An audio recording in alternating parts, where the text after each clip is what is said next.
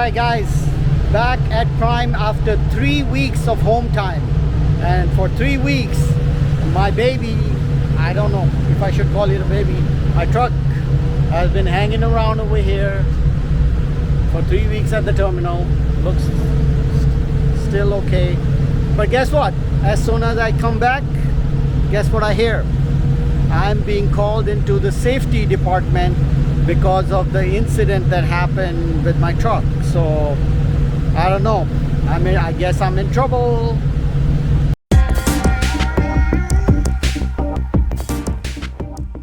So now that I'm back in Pittston, I got a call from my fleet manager saying that yeah, you can start working, but you had an incident with your truck and you had to pay the $500 and all that. Plus I had a critical safety thing because I went down the ramp and stopped all of a sudden, and it reported like as if something happened, but it was actually nothing happened. I actually pulled over because I had to pee, but the computer took it as something else. So I guess that's reported to Prime, so I have to go for a safety meeting or something, safety class or something. I will find that out, what's going on with that.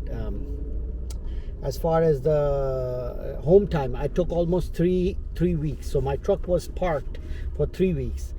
Now, this is for people who are leasing. I mean, the people who are leasing, they realize that regardless of if you're driving the truck or not, you still have to make the payments for the truck, and you got to make payments for the tax, for the road tax and all that other stuff that comes in. So for the 3 weeks that my truck was parked, I ended up paying the lease payment and the other fees from my pocket, which kind of sucks because right now the way the lease payment is, you don't even pay towards the purchase of the truck. So you're only paying the lease payment for the truck, which is not your truck in the end of the day. And the three weeks it stood there, the payment that I made for the truck just went to the truck.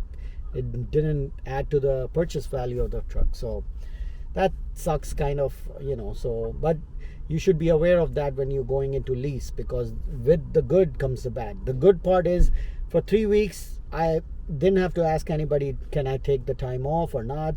If I was company, I'm sure I can't just shut down the truck or walk away for 3 weeks without any issue. But if it's your own truck, you take the chance of, if you're going for vacation, you park the truck.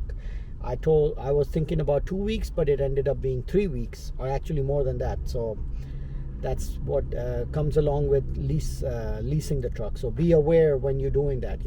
Every situation is different for everybody. For me, the lease option was better in my circumstances. For some people, it might not be.